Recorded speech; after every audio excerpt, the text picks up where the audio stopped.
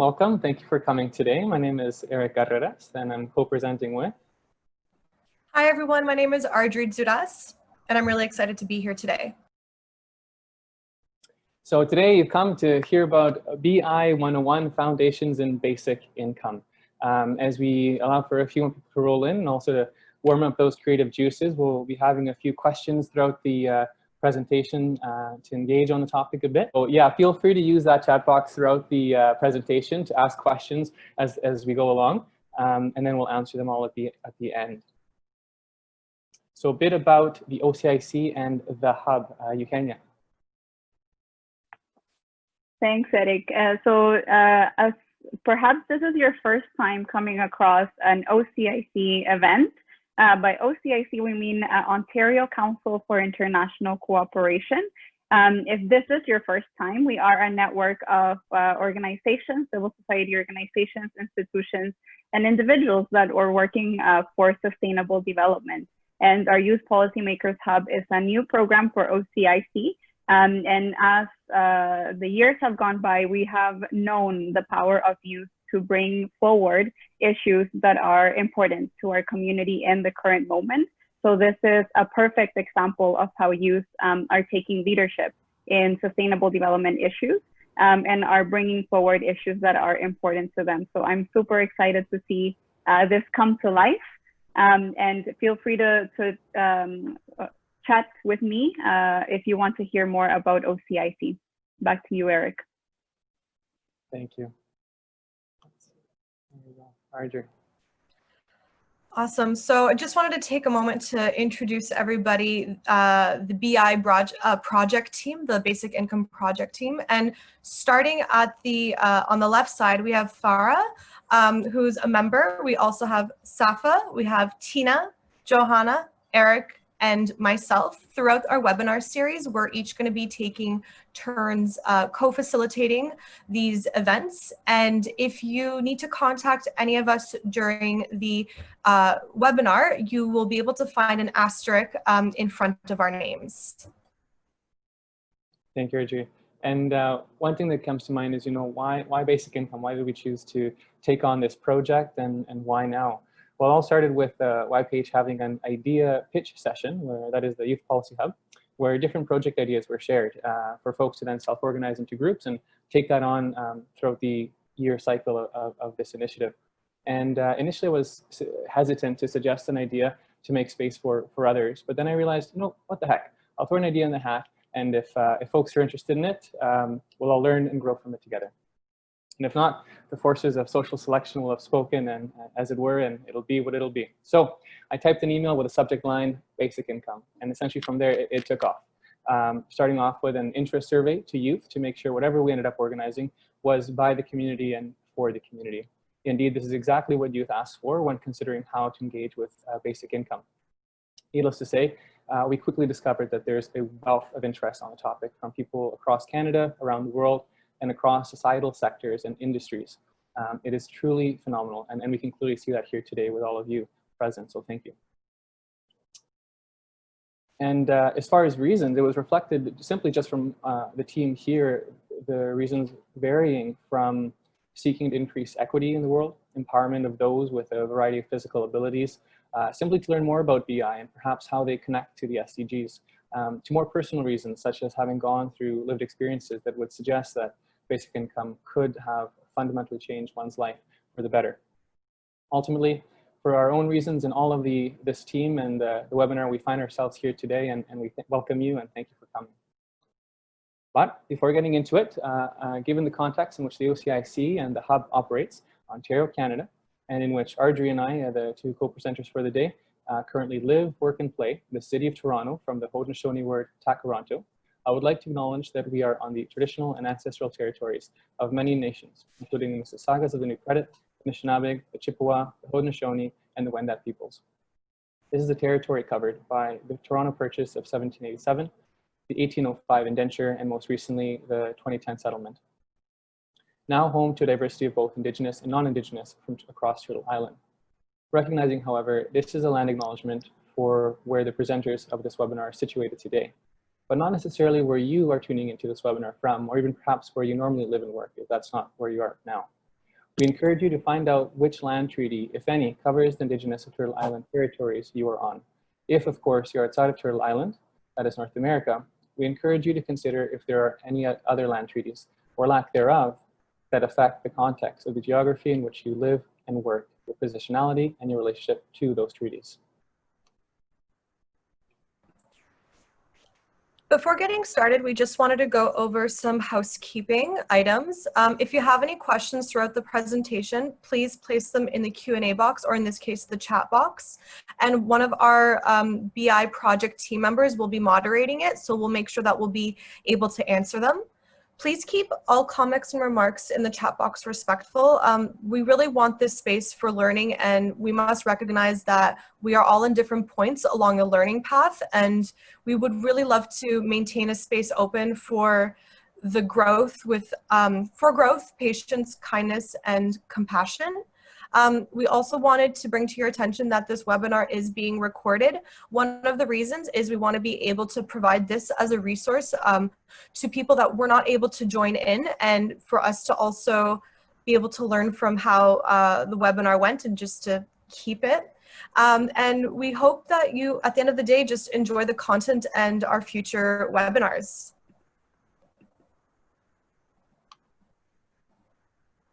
So a little bit about what you can expect today. We're going to be going through basic income in the sense of how did we get here, and looking at it through a social assistance lens. We'll also be talking about the various versions of basic income and all the different terms used to discuss it. We are also going to be going through how we can make BI a reality in Canada as it will be in Spain, followed by a Q&A. As for the Conversation Cafe, we would like to invite you to stick around after the Q&A session for a Conversation Cafe, where we will be putting everyone into breakout rooms and have members of the BI project team facilitate more intimate discussions on the themes and learnings from today's webinar. So if you're able to stick around, we would love to have you. And in terms of looking ahead, we'll just be quickly going through our rest of our webinar series and what you can expect from our team. So how do we get here? Let's look at history from a social assistance lens. The premise of social assistance programs is a mechanism by which sovereign states manage risks in the context of evolving economic, social, institutional, and technological forces, the latter of which I think we can see clearly with the development of AI, automation of jobs, and how that may affect the labor market and what jobs look like in the future, even now. So consequently, as these things changed over time, the social assistance programs had to adapt and change over time. Primarily, there are 4 phases that are currently recognized. Starting in the history of the British Isles, we see phase 1, characterized by a dearth of public supports against destitution. Rather, society, mostly rural, working along feudal lines, mitigation of risks throughout one's life are managed by the household unit, informal arrangements, community sharing, or similar strategies. By the 1600s, however, this order was disrupted by the enclosure. This is a process in England that privatized land and choked out any resemblance of the public commons. It was this very process of land privatization that gave birth to poverty as a social program. Because of course, the emergence of landless population started to pop up. Without land, you can't produce nor offer your services for distributing among landowners. And of course, you couldn't consume, because what would you be trading for said good if you couldn't produce or provide a service or money to trade with? The beginning of abject poverty as we define it today emerges. And I think there are a lot of lessons to be learned from this first phase, but I'll let you ruminate on what those might be a bit, and we can come back to it in the Q&A if you're curious to learn more. Entering phase 2, following periods of riots and famines, the responsibility of the social protection was moved from the household unit via informal arrangements in rural areas that ran along feudal lines to the responsibility of the state using formalized provisions of limited public transfers for specific shocks. This is also known as a social assistance targeting groups such as old age, widowhood, disability, illness, or unemployment. This was done through the enactment of the British Poor Law of 1601. It was enforceable and financed by local taxes on landlords, and provided a modest, to put it lightly, a modest form of a minimum guarantee. We'll come back to minimum guarantee later on, so don't forget it. Do note, however, we still see no conditionality on the money. So long as you fit one of the target group categories, old age, widowhood, and so on, You receive the minimum guarantee unconditionally. That is, until the new Poor Law of 1834. The emergence of deserving and undeserving poor emerges, that is to say, conditionality, the most largely stigmatized and bureaucratically intrusive aspect of any social assistance program. Unlike before, where if you were simply unemployed and you would receive a guaranteed minimum. Now you had to prove you were working towards employment again. You couldn't be, simply moseying around all lackadaisically. You had to be putting in the effort to obtain hard-earned money like a good and functional person in modern society, as per the definitions of the time, of course. To be fair, and to both sides of the argument, however, this radical shift towards introducing conditionality to the social assistance program was no accident. It was a direct response by landowners to a six-fold increase in property taxes to keep up with the ballooning cost of the British Poor Law of 1601 that covered an ever-increasing number of landless populations, as well as children and elderly left behind in parishes as working-age adults migrated to cities to enter wage employment, as the Industrial Revolution took hold during these times as well. And to put into context, I mean, millennials can't even afford a house, let alone property tax, so fair enough. Landlords simply couldn't keep up with the taxes to provide everyone with a guaranteed minimum, especially in rural, non-industrialized areas. Oh, sorry. And so in a nutshell, things had to change, and that's what the new British Poor Law was about. Moreover, at this time, we also see both the British Poor Law and the new British Poor Law being exported as a policy tool across all the colonies, away from Europe and around the world.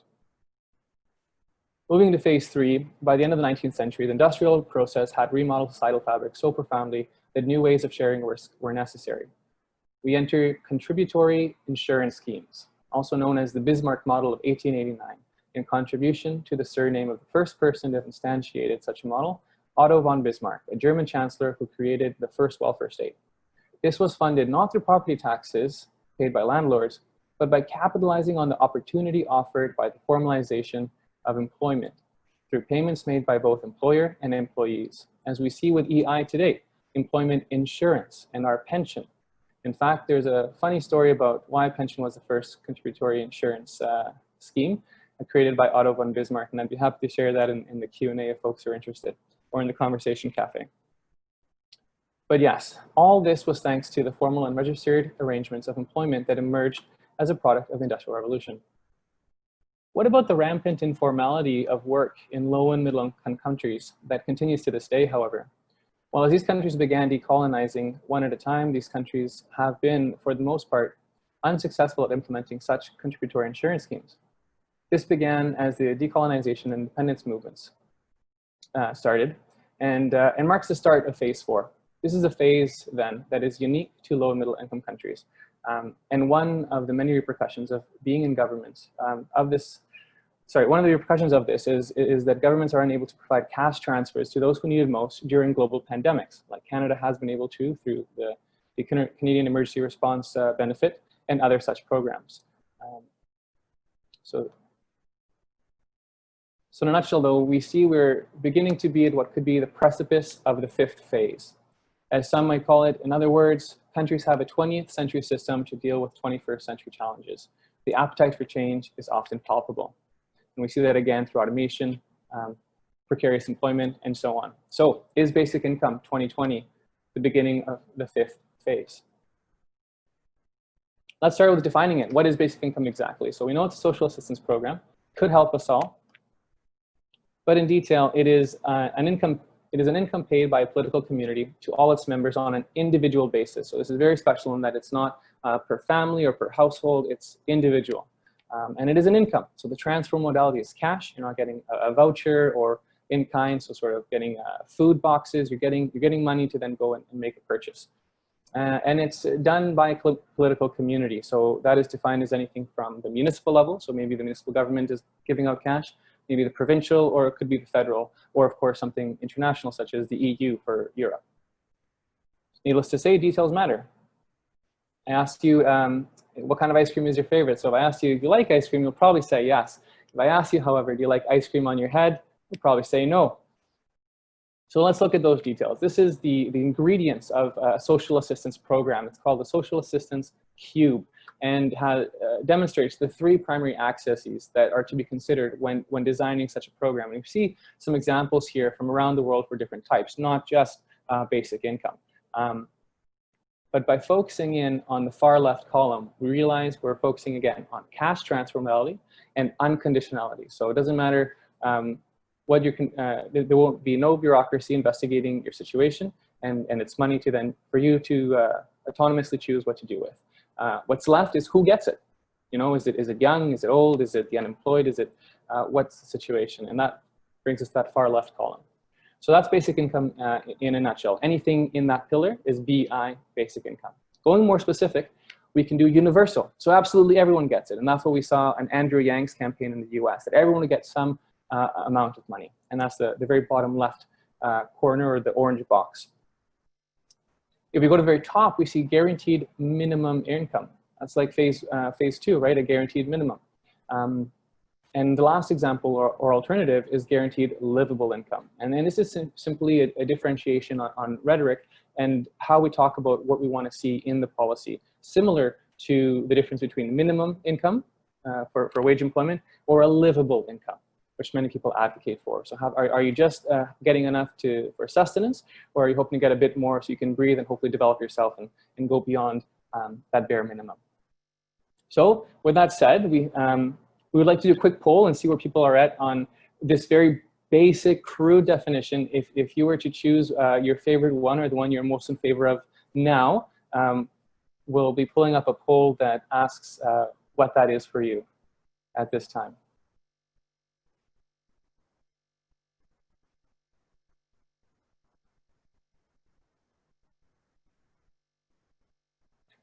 And of course, as you think about this, maybe some questions pop up. Well, what about this piece? What about that piece? Keep those in mind or put them in the chat and we'll address them at the end. So we see the runner at the head is guaranteed livable income, or GLI, with UBI close to it. And then GMI followed by other, which I'm very curious to hear about. Right on. Thank you, everyone. What? I think I'm sharing the results. There you go. You got the winner for this round. So with that, let's go on. So we know the history. We know what it is, roughly speaking, or the variations.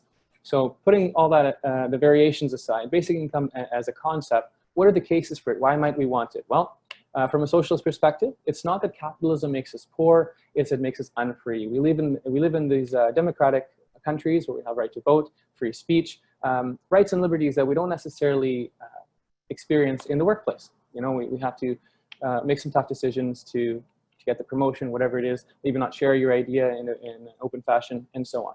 So this could help with that. From a green perspective, it decouples growth from the economy. We live in a finite world, but the economy functions in an infinite world.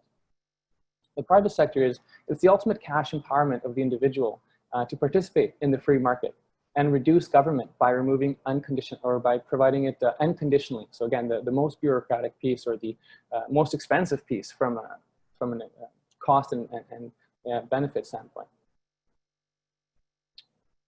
From a feminist lens, we see that it'll provide income for unremunerated care work, which tends to be disproportionately carried out by women around the world. And that's one of many reasons, might I add. From an Indigenous lens, we see it supported by the Missing and Murdered Indigenous Women and Girls report of late 2019 that was published as a way to support Indigenous. We see it from the 2S LGBTQI community as it can empower those who are in an unsafe household. Perhaps they don't feel safe coming out, and rightfully so.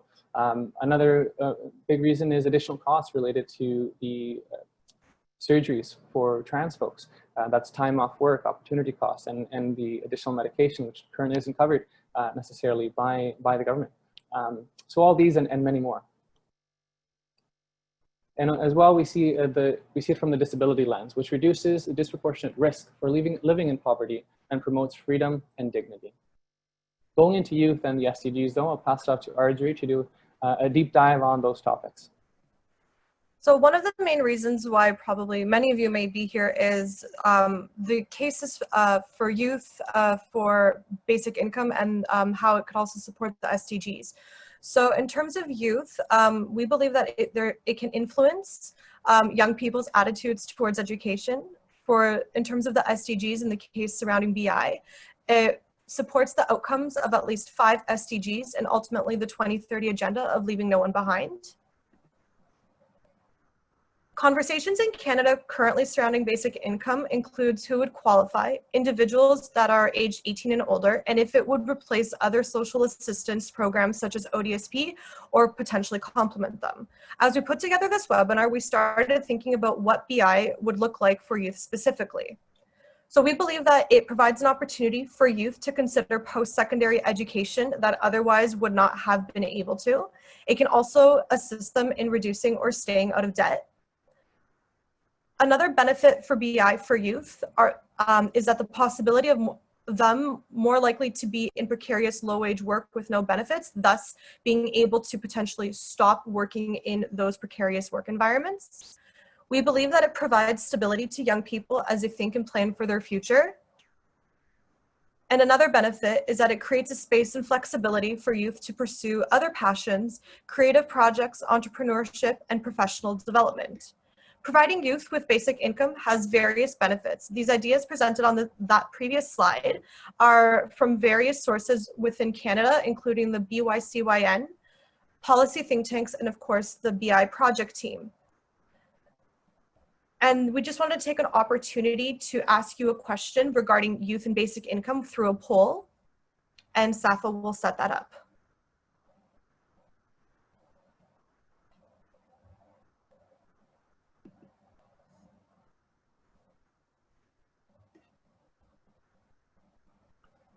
Something to think about as you ponder this question is there's currently a debate both in Ontario and in other provinces to extend the voting age from just 18 to also those who are 16 and above. So it's kind of reflects and mirrors that discussion. Should a 16-year-old have basic income to escape an unsafe household, for example?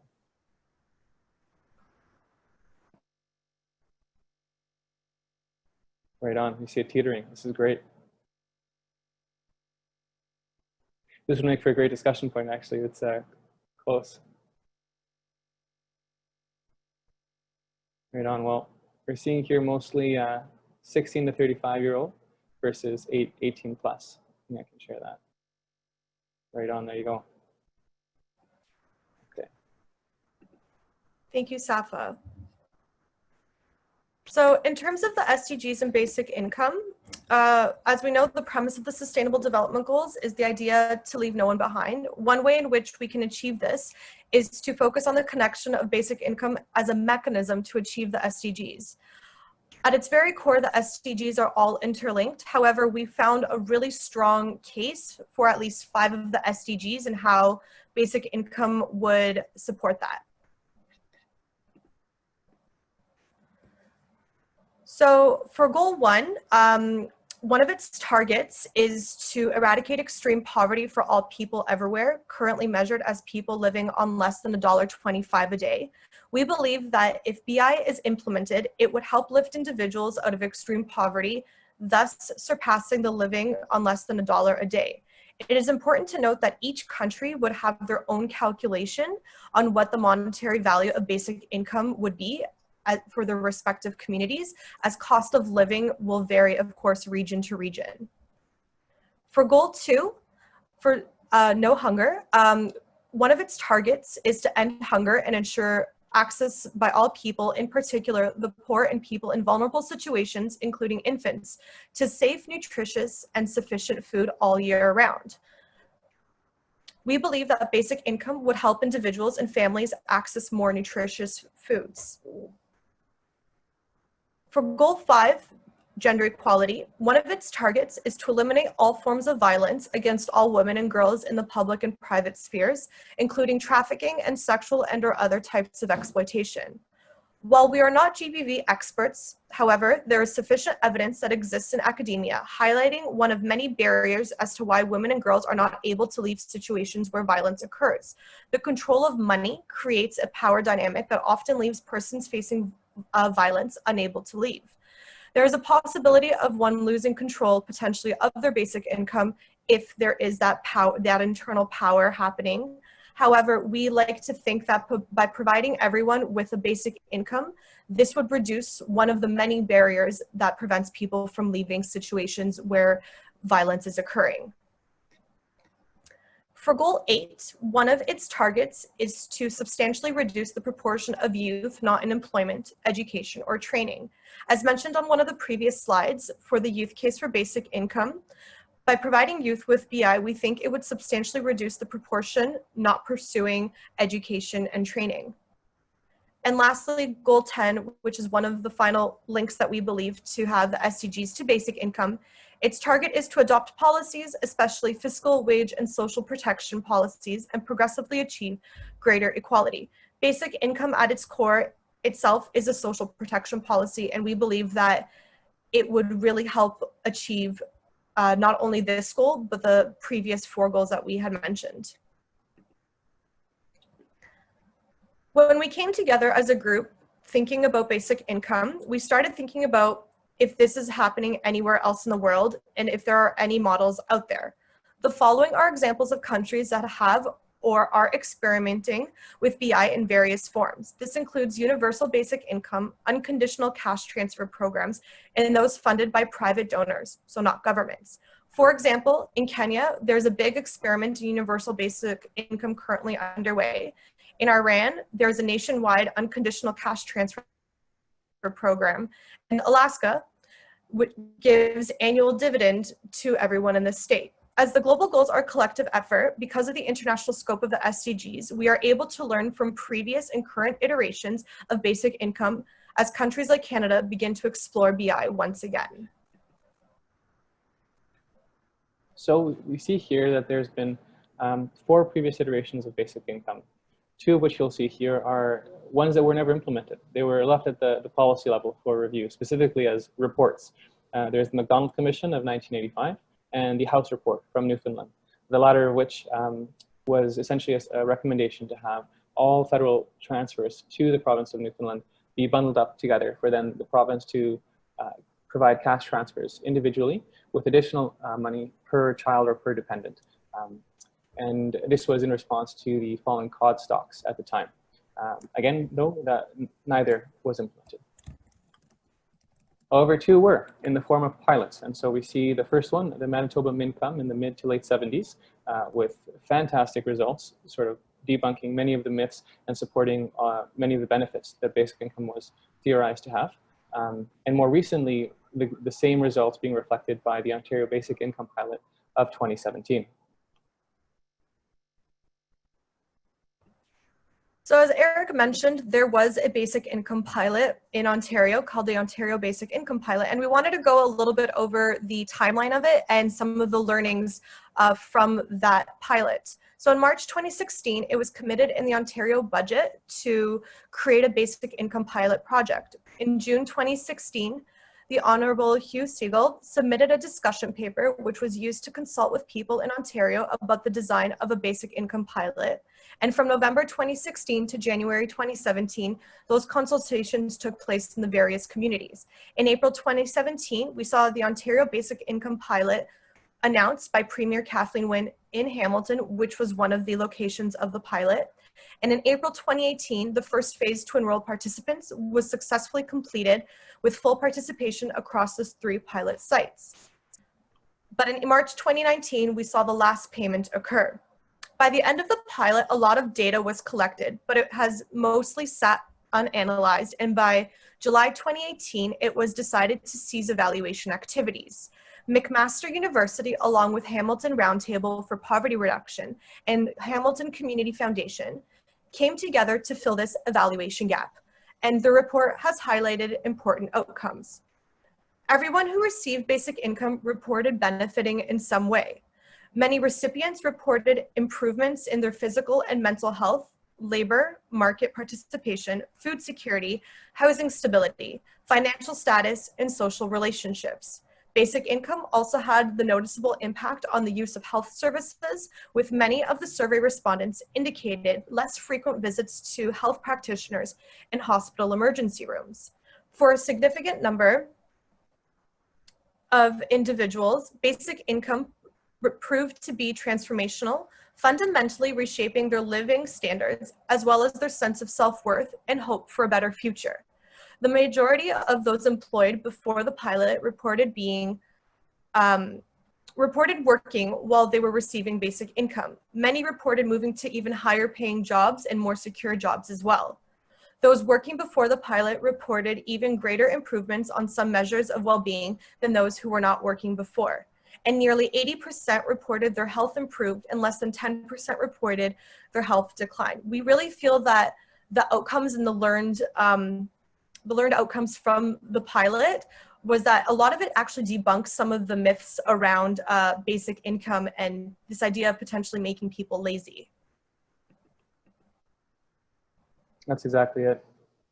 And moving even further down the timeline to the present, we see basic income having popped up quite a bit in the news as of recent, from around the world to here at home.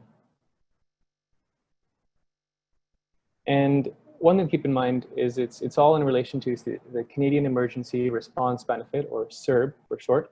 And that CERB is not a form of basic income in and of itself. It is an expanded form of EI, just as a note. But needless to say, you can see the parallels and you can see why it would stir such a conversation, given the many other pressures that, of changing times that we've mentioned in the history piece of the presentation.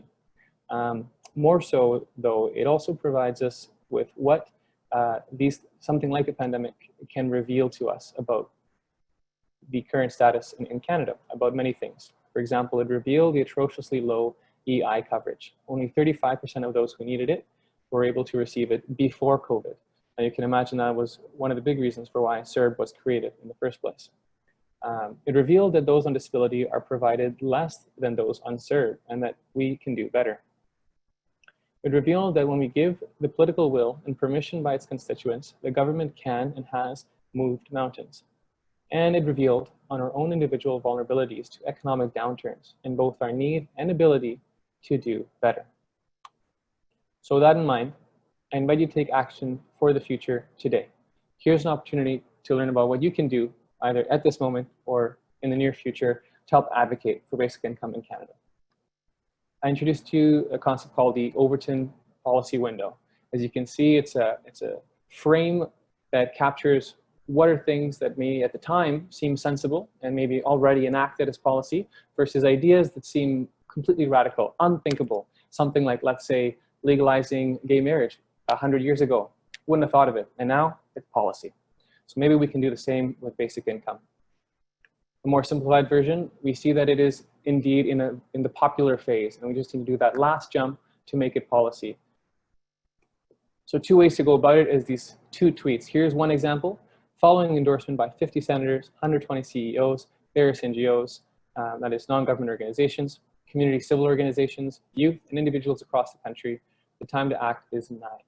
Place hashtag BI for Canada on the policy agenda, tagging your local MP, as well as some of the current party leaders. Another example is, I support basic income because X, Y, and Z, and that is for you to fill in and share. Again, tagging your local MP and so on. These 2 tweets, along with the resource on how to find your local MP, will be sent out to all of you following the webinar, and actually was linked in the email that was sent out yesterday, but you'll get another copy again following this webinar, along with a link of the recorded webinar for your reference. That being said, let's do a quick poll and see what are folks thinking. Do you think you'll send a tweet out to your local MP in the coming minutes, hours, and days? Let that poll get set up. Yes, no, and maybe, and of course, bring those ideas to the conversation as to perhaps why or why not.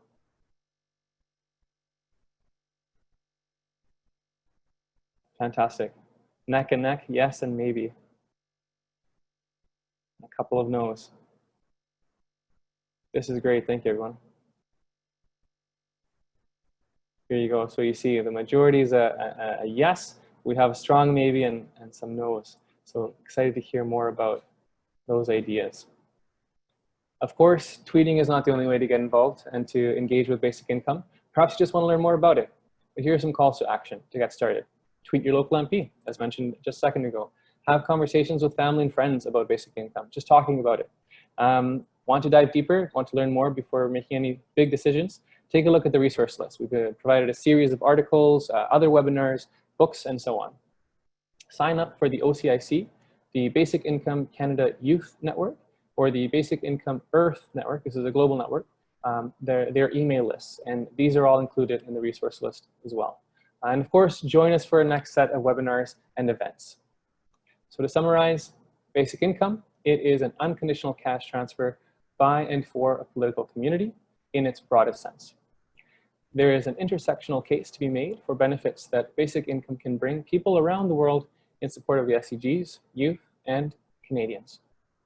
CERB revealed our collective need and the ability of the federal government to put BI on the federal policy agenda, and that the time to act has arrived.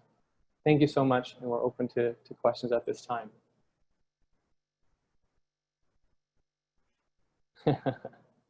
I see some jazz hands and clapping. Thank you, thank you. So I guess at this time, whoever's managing the questions and Q&As can unmute yourself and perhaps share what some of those questions are to us.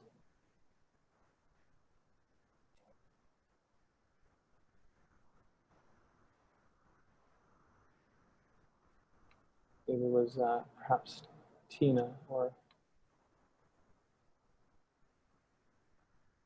Yeah, there was one question that came in around whether the youth involved youth who are undocumented or refugees, or people who come from places of war, for example. Are they included within the basic income for young people? Are you guys able to address that? Do you want to give it a go, Audrey? Yeah, sure. So for the Canadian context, as I am still learning about basic income, that's why one of the reasons I wanted to join this group is I'm not exactly sure, but it would be really interesting to further explore how governments, Canada and others, define citizens. Does it include, landed immigrants, permanent residents, and how far does it extend? And this is something that I don't have an answer to. I think it's something that's really dependent on the makeup of communities. Are we making sure that we're advocating for, those invisible voices that other might not be heard, and extending the rights to a basic income to include, undocumented workers and refugees as well. So it would be really interesting for us to further explore that. And whoever asked that question, thank you so much. Another question that just came in. What are the major roadblocks in place right now preventing BI from becoming policy? That's a fantastic question. I think there's various, and I don't know them all, of course, but I think a big part is lack of understanding and knowing from both the public as well as politicians and lawmakers. It is a rising and emerging idea that's coming to the fore, with many reports coming in, even a sort of a handbook by the World Bank Organization so all countries can kind of consider how to implement a basic framework that's catered and curated to the specific context of each country and region and so on. But the fact that that's just being started at that level now, for it to then distill, be analyzed and thought through, there's just, I think, a lot of steps that are left, and a big part will be showing the support for the idea, to give politicians and lawmakers the permission, the political will to say, look, Canadians want this, and we can help make that happen. And maybe I can add a little bit to that. There was an awesome article in the last couple of weeks that kind of discussed, the potential roadblocks and how basic income isn't as simple as you might think. It's not to say that this article was against basic income, but it was talking to the various roadblocks that we might have. So it was saying a lot of things about, how there's multiple design details and we require updated information. So that includes things like a census happening potentially more often, and how we collect not only how we collect our data, but how often and who do we include in that data as well, so we can make informed decisions. We can also add that document to our resource list if we haven't already done it. Yeah, actually, someone did mention at the beginning whether you would include some of the information you talked about on the resource list, because they would like to learn more. So Thank you for that. Another question that came in is, how does BI work? Do you consider EI what employees are being paid today as BI? It is EI. How does it work? Yeah. No, for sure. So basic, I guess I'll start with, yeah, basic income, being unconditional and cash transfer, it would be similar to the mechanism of being paid out, just given where we are today, it'll likely be an electronic deposit to your bank account, quite simply, straight from the government. If you choose to have a check mailed to you, it'll be a check that's mailed to you on a monthly or bi-monthly basis, depending on kind of how this all pans out. But as mentioned, it is just essentially giving cash to people, and there's only so many ways to do that. But those would be the modalities of how it works. Being unconditional means that no one would be investigating your specific situation beyond your category. So are you eligible because you're making less than a certain amount of income, and so on. And so the most popular example, or most popular and most greatly supported type of basic income by research today, even by Canadian academics for Canadian context, is one where you will always have some sort of guaranteed minimum income, and that any income you make in addition to that, let's start baseline, you're jobless, you're going to have some amount of income being transferred to you. Any dollar you make in addition to that through wage employment or a contract, whatever it is, you will receive 50 cents less from the government. So there is incentive to to get work, because for some amount of time you'll actually make more even with income until a certain point, and at that point onwards, every dollar you make will be your own, and you will receive nothing from the government. But that's the most popular form here in Canada. There are other types. And how that compares to unemployment insurance is EI requests that you're constantly proving how you're preparing yourself for work. That could be through the government paying for the educational costs of a certification to then go into a new industry, because maybe yours no longer exists, for example. And in that time, your basic needs will be met, arguably. Whereas in BI, none of those requirements are needed. It'll just be essentially from the CRA, your tax return, your income. If you make under a certain amount, you will get X amount, done and done. That's it. I hope that helps. Yeah, that answers the question. Thank you, Eric. Another question just came in, and I mean, we're going to be having a panel of speakers in the next few weeks. So I'm not sure if you want to answer the question now, or you want it to be answered later. But it's around, what are some of the ways that BI positively impacts the economy? And we hear like a lot of times that BI is very costly, but how does it actually positively impact the economy? That's the question. Do you want to give a stab at it, Arju? Sure, maybe you can also support me in my answer. So as mentioned, some of the outcomes from the Ontario Basic Income Pilot Project, a lot of people ended up finding higher paying jobs, and also if they hadn't previously worked, they ended up working as well. So people are motivated to find work, to pursue, higher education. So you're putting that money back into the economy in various ways.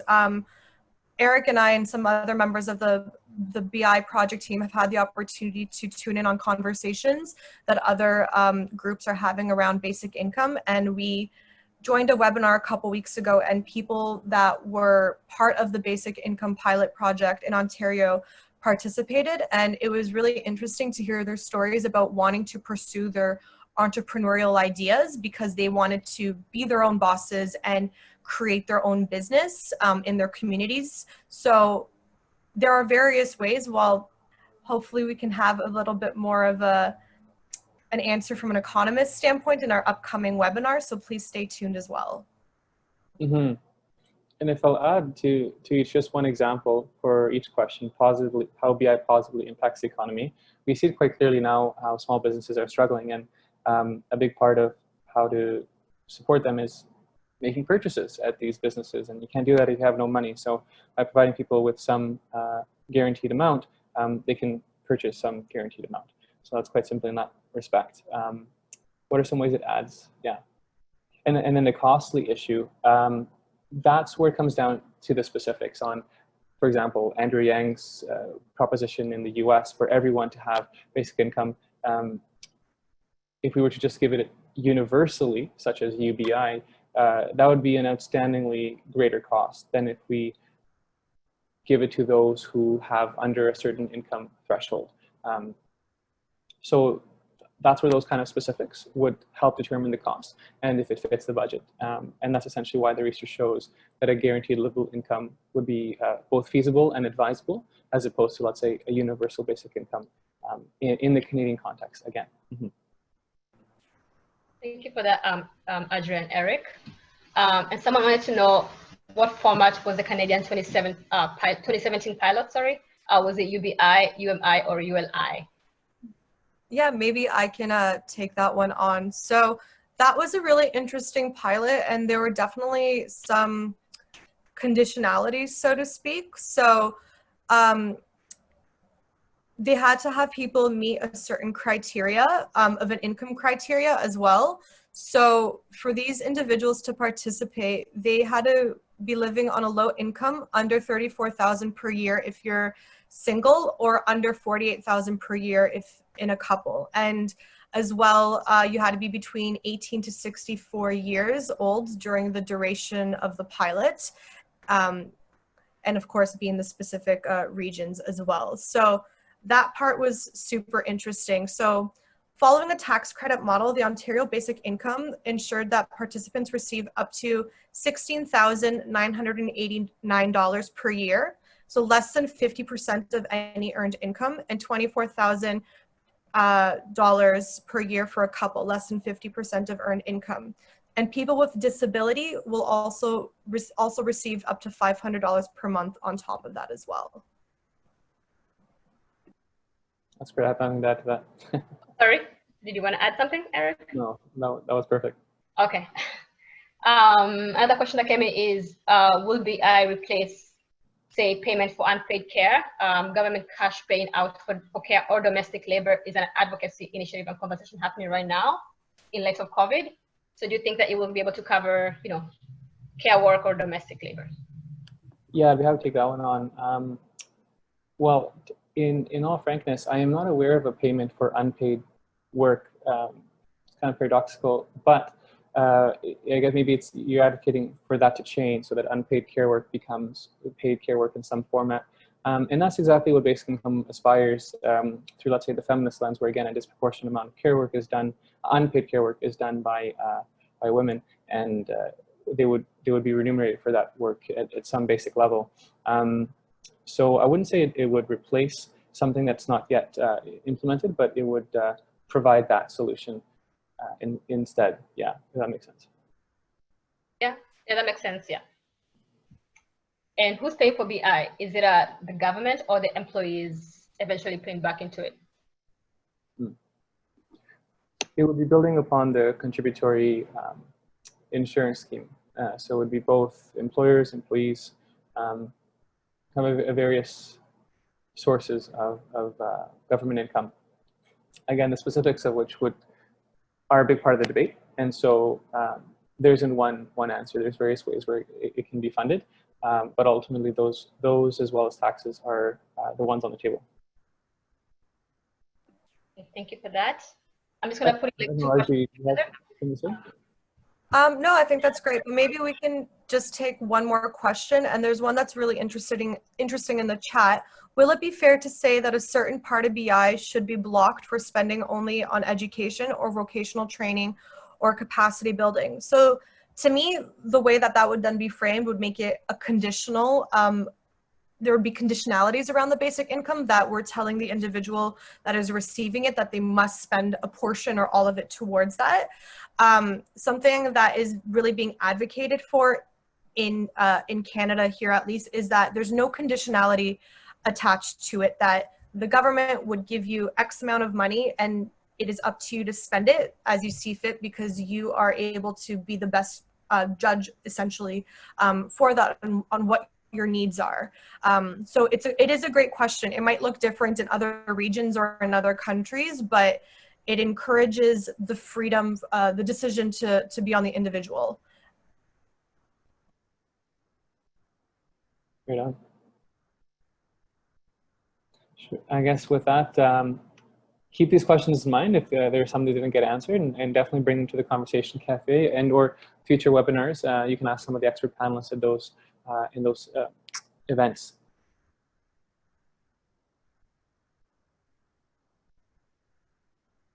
Okay, so at this point, just give us a few seconds. We're going to try and set up a few breakout rooms to go into a bit of a smaller group dynamic and have a bit more conversation to build upon what we've learned here today.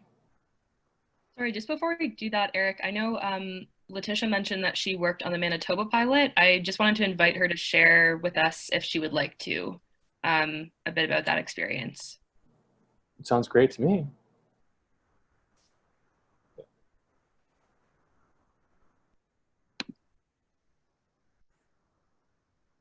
Oh, I think you're on. Yeah. Perfect. There. Yes, I'm revealing my age. I was very young when I worked on it. I was working for a very new management consulting firm here in Ottawa who specialized in qualitative analysis. We were working with a Cambridge, Massachusetts company, and nobody else in Canada was doing qualitative analysis like we were. So we were getting pretty major contracts. And so we took the data that was collected from the Manitoba Pilot project and did the qualitative analysis. So that was like the more interesting part to me, talking with all the participants and asking them how they had felt they had gained by participating in it. And it was an overwhelming success. It was huge. And it was like the reason I'm on this, this webinar with you is because I'm still obsessed by basic income. To me, it's been a real mystery why we haven't been able to implement that decades ago. This was, what, 1978, I guess?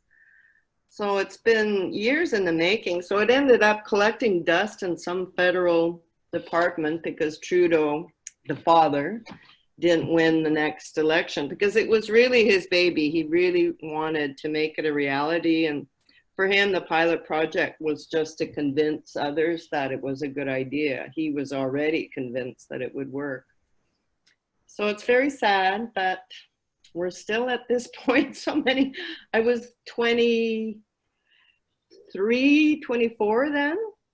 I'm 66 now. So I've been waiting a long time for this. It's not like something that I would personally benefit from necessarily, but I think everybody would benefit from it. All of society would benefit to have less income inequality. It would be good socially, politically, economically, environmentally even. So I also posted an invitation on the chat to a teach-in that I'm doing on Monday at 5 o'clock. About a just recovery. So basic income is like a small part of that whole discussion. It's we're looking at the big picture, the environment, social issues, economic issues, political issues. So it's something that's a movement that's been pushed by 350.org that you've probably heard of, right? So they've been doing really very effective coalition building. There's over 300 organizations now endorsing the 6 principles for a just recovery. So I think we're really going to go somewhere with this. So I'd really enjoy having some of you join us on at that teach-in on Monday if you can. Yeah, no, that sounds great. Thank you so much for sharing both that and your experience with it. Holy moly.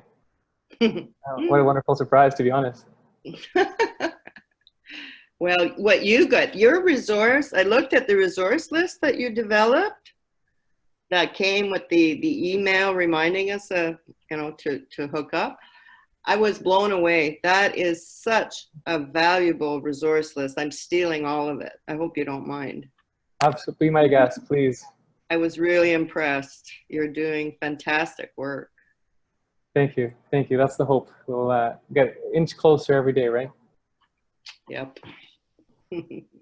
That's super exciting. Thank you. I'm elated. This is what a honestly beautiful surprise. Thank you. This is what I'm talking about though in the beginning too. When I mentioned, I just kind of threw the idea of basic income in the hat and it kind of took off.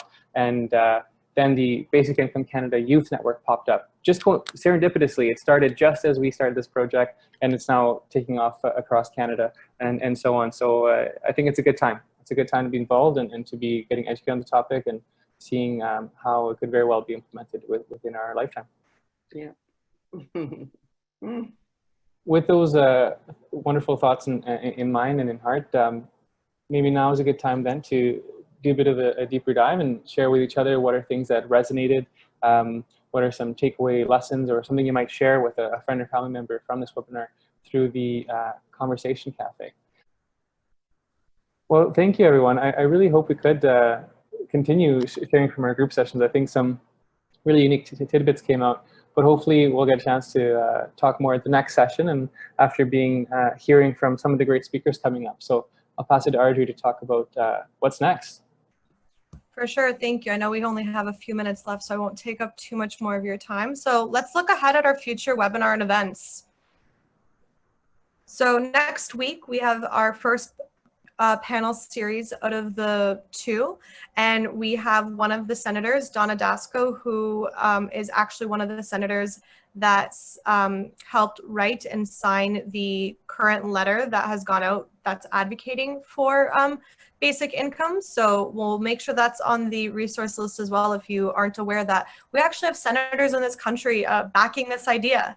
Dr. Gary, I don't know how to say his last name, so I'm just going to call him Block. Perfect. Thanks, Eric. From St. Michael's Hospital, Shiva Mazuri, who is a research officer from YWCA, and Robert Kiley, who's a city councilor of City of Kingston and who's a big advocate for basic income and is in this space. So as mentioned, by signing up for this webinar, you subsequently signed up for webinar 2 and 3. And we separately have another link within that Eventbrite page that you would have originally gone to for the design thinking webinar. So these are all led by the BI project team, and the webinar 2 and 3 will include panelists with who are working towards basic income, and we hope to bring a variety of different thoughts and lenses to the conversation, followed by the design thinking, which we will use design thinking as a way to create, a BI future and what that would look like in our own local community. And finally, courage, my friends. It is not too late to build a better world. And stay connected. Thank you. Thank you so much. We'll see you next week.